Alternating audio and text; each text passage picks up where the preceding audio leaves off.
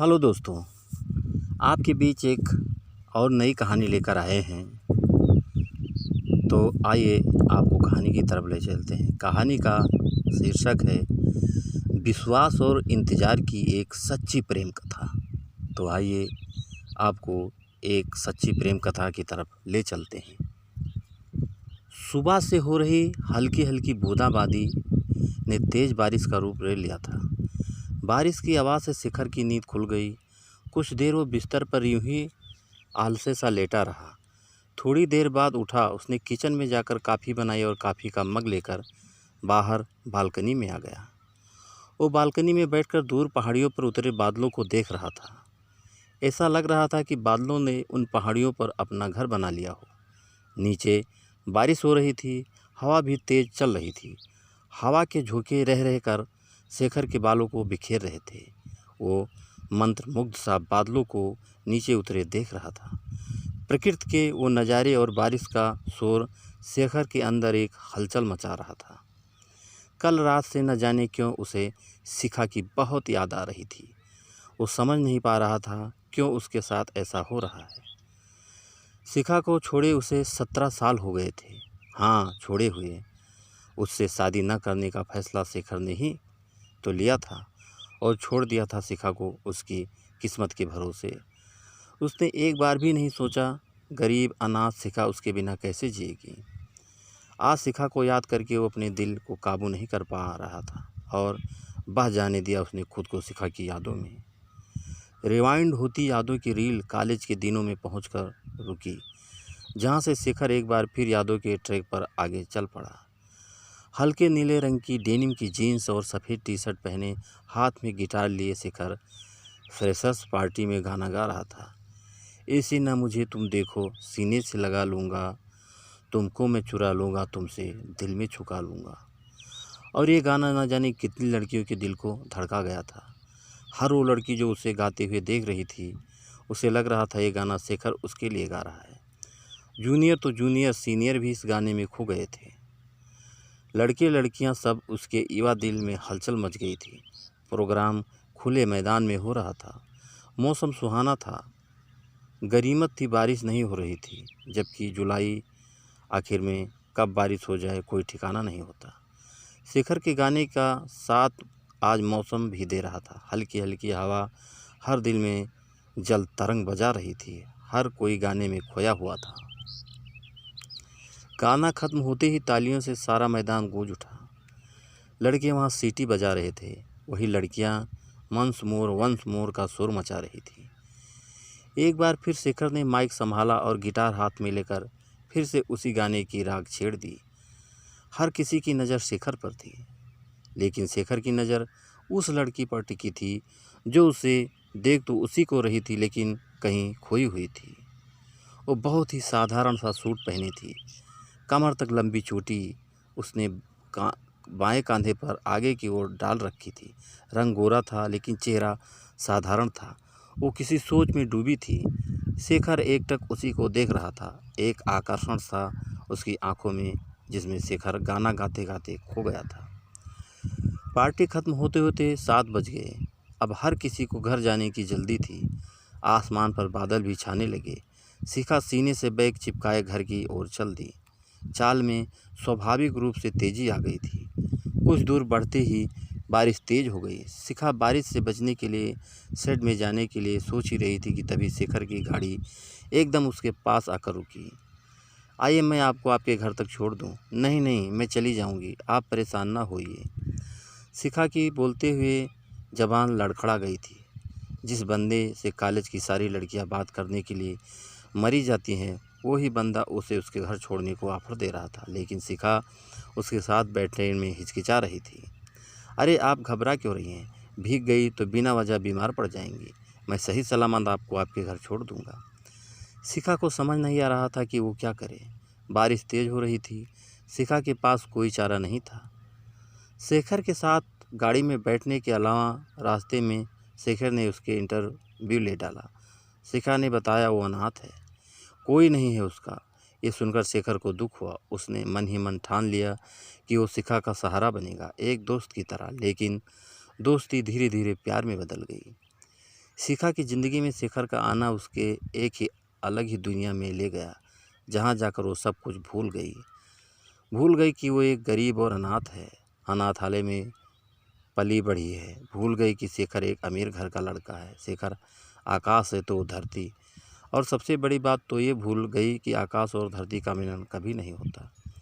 हाँ, क्षितिज पर उसके मिलने का आभास मात्र होता है, वास्तविकता तो यही है कि वो कभी मिल नहीं सकते। शिखा के लिए शेखर पूरी दुनिया था, लेकिन शेखर के लिए शिखा के अलावा भी एक दुनिया थी, उसका परिवार। शेखर जानता था उसके घर वाले शिखा को कभी स्वीकार नहीं करेंगे, फिर भी उसे अपनी किस्मत पर भरोसा था। भरोसा इस बात का कि वो अपने मम्मी पापा का इकलौता बेटा है, इसीलिए वो अपने प्यार को अपना बनाने के लिए उसको तैयार कर लेगा।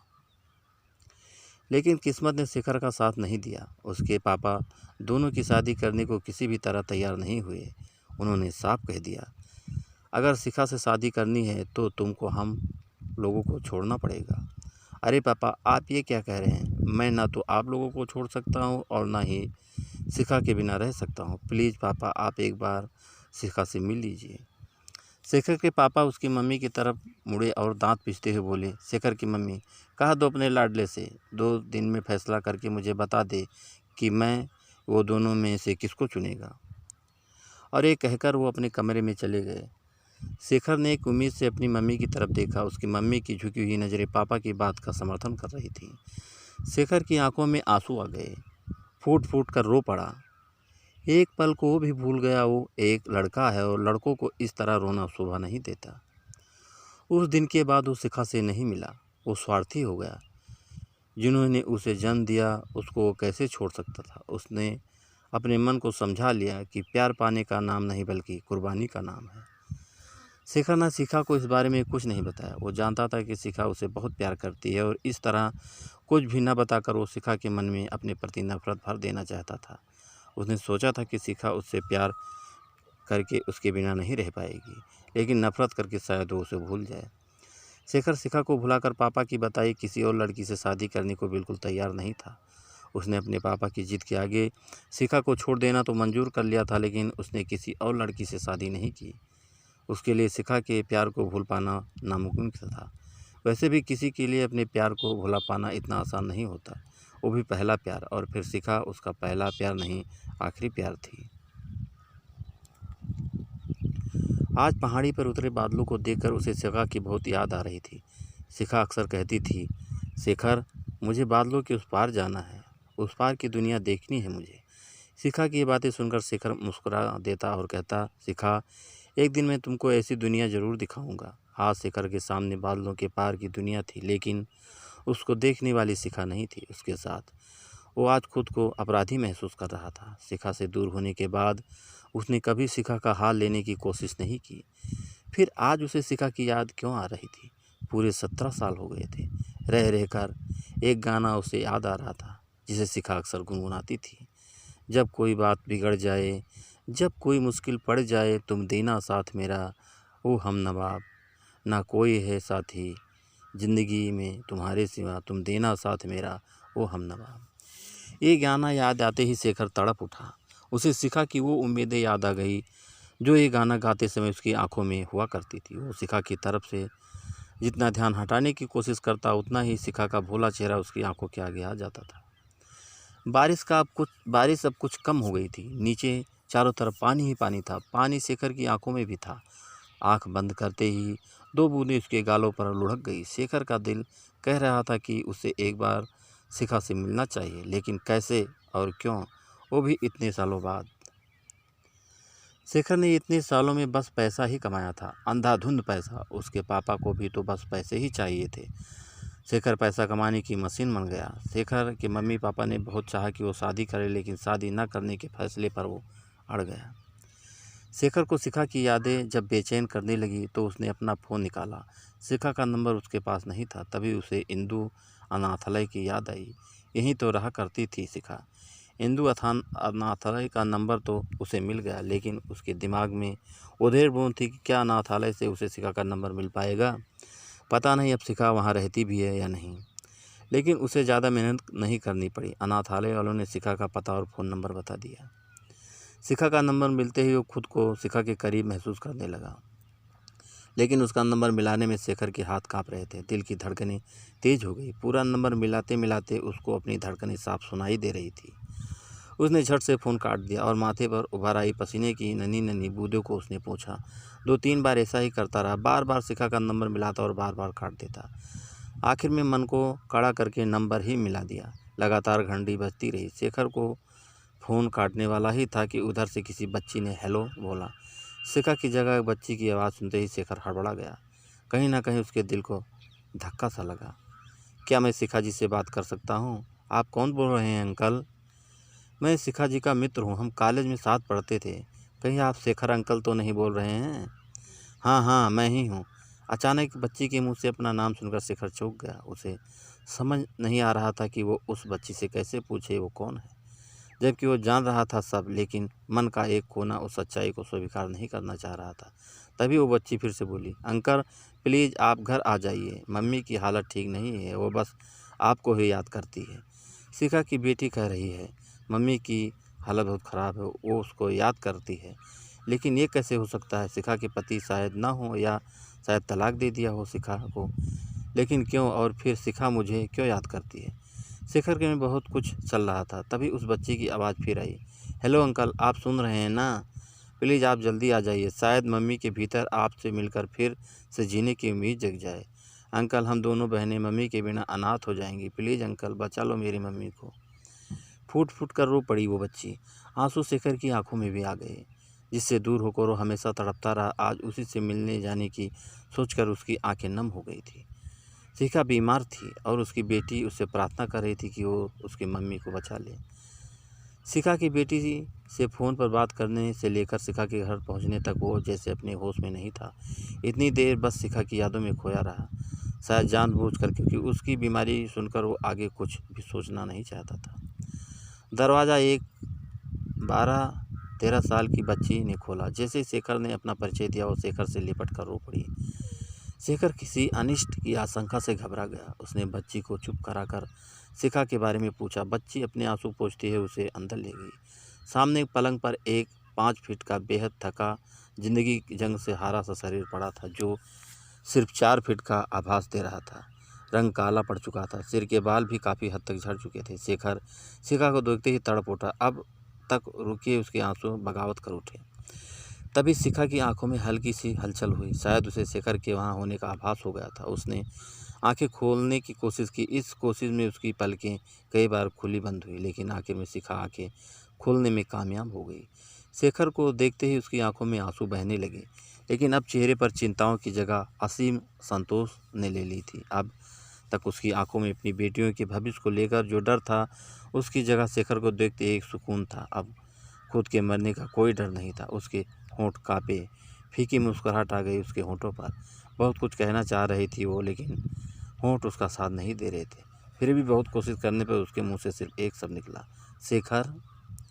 शेखर ने आगे बढ़कर शिखा को बाहों में भर लिया। उसकी बाहों में आकर शिखा उससे एक छोटी बच्ची की तरह चिपक गई। शिखा की दोनों बेटियां रो रही थी। शिखा और शेखर की आंखों में आंसू थे। थोड़ी देर में शेखर को वहाँ शिखा की बेटियों के होने का आभास हुआ। उसने जल्दी से शिखा को लिटा दिया। तभी शिखा की बड़ी बेटी ने शिखा की रिपोर्ट शेखर की तब बढ़ा दी। कुछ पल शेखर शिखा की बेटी की हाथ में पकड़ी उस रिपोर्ट को देखता रहा, जिसे खोलकर अंदर से देखने की हिम्मत फिलहाल उसमें नहीं थी। वो शिखा को देखकर जो समझ रहा था, उसकी रिपोर्ट देखकर हकीकत का सामना कैसे कर सकता था। अंदर ही अंदर वो टूटता जा रहा था, लेकिन फिर भी उसके आगे 3 जिंदगियां थी जो उस पर आस लगाई थी। ऐसे में उसे संभलना ही खुद को था। शेखर ने कांपते हाथों से रिपोर्ट ले ली, लेकिन उसको खोलकर देखने में उसे काफ़ी समय लगा। इस बीच वहाँ ऐसा सन्नाटा छाया था जिसका शोर वो चारों भी अपने भीतर सुन रहे थे।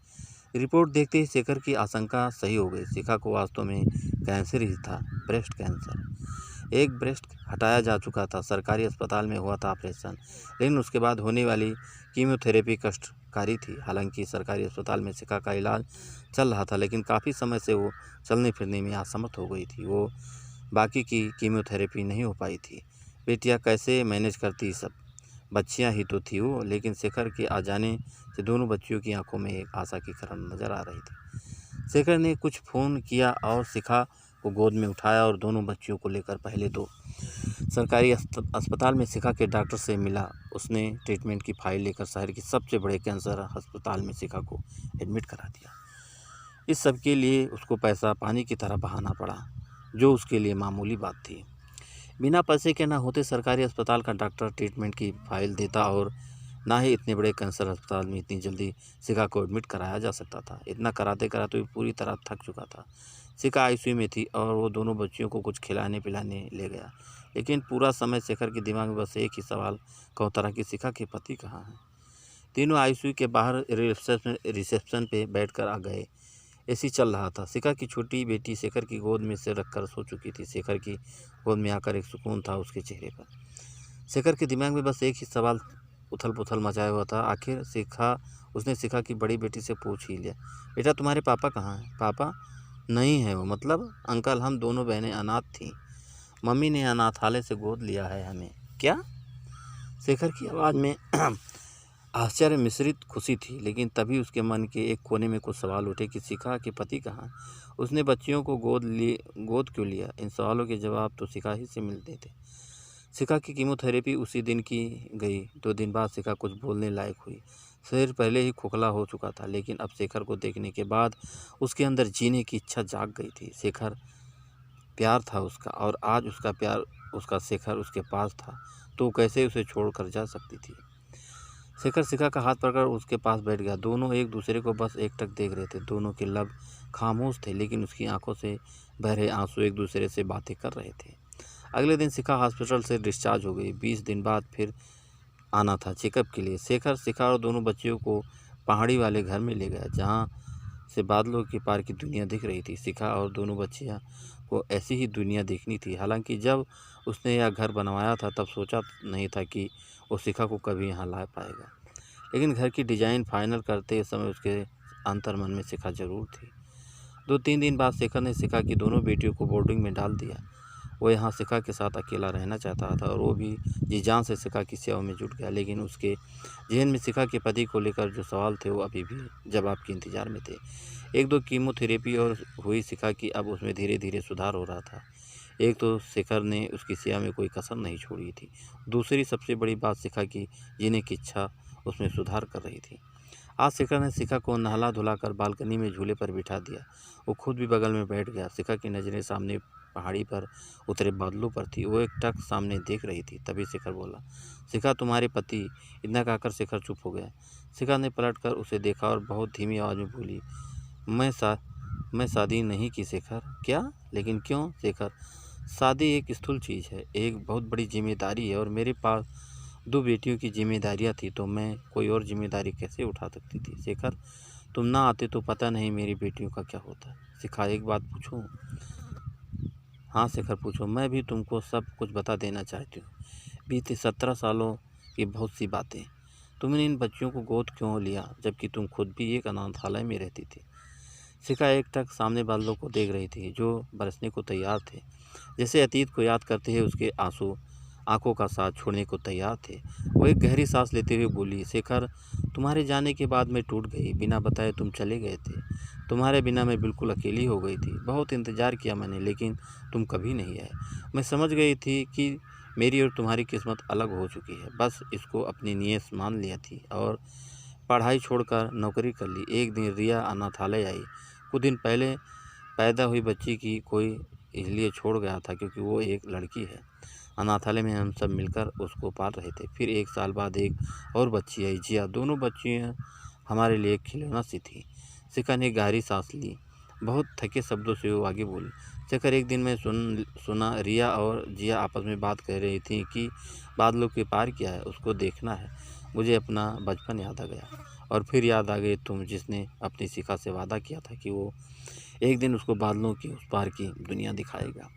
एक पल को शिखा फिर रुकी। उसने अपनी तेज हो चली सांसों को नियंत्रित किया। फिर वो आगे बोली, शेखर, रिया और जिया की बातें सुनकर मैंने फैसला कर लिया कि एक दिन मैं उनको बादलों के पार की दुनिया दिखलाऊंगी, क्योंकि मैं नहीं चाहती थी कि वो एक और शिखा बने, एक अनाथ और बेसहारा। शेखर की नज़रें झुक गई। उसको आत्मग्लान हो रही थी। मैं नौकरी करती थी तो दोनों को अनाथालय से गोद लेकर एक किराए के घर में रहने लगी। मैं रिया और जिया के माथे से चिपका गरीब और अनाथ का लेबल हटाना चाहती थी, लेकिन एक बार फिर मेरी उम्मीदों का फैसला मेरी किस्मत को करना था। और देखो, मुझे कैंसर हो गया। मैं मरना नहीं चाहती थी, शायद इसीलिए ईश्वर ने तुमको मेरे पास भेज दिया। अब मुझे अपनी बेटियों की चिंता ना है और न अपने मर जाने का दुख।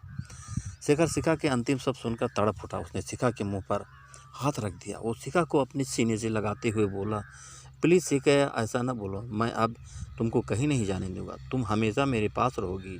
अब हमें कोई जुदा नहीं कर सकता, हमारी किस्मत भी नहीं। शिखा कसकर शेखर से चिपक गई। उसने आंखें बंद कर ली। जहाँ से वो बूंदें निकलकर शिखर के सीने में समा गई। 2 बूंदें शिखर की आंखों से भी गिरी, लेकिन दोनों की आंखों से गिरते आंसू इस बार खुशी के आंसू थे।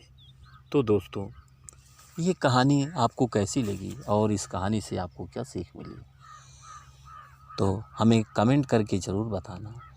और अगर अभी तक आपने हमारे चैनल को सब्सक्राइब नहीं किया है तो प्लीज़ हमारे चैनल को सब्सक्राइब कर लीजिए, जिससे इसी तरह नई नई कहानियाँ मैं आप लोगों के बीच पहुंचाता रहूं। तो अगली कहानी में फिर मिलेंगे, तब तक के लिए नमस्कार।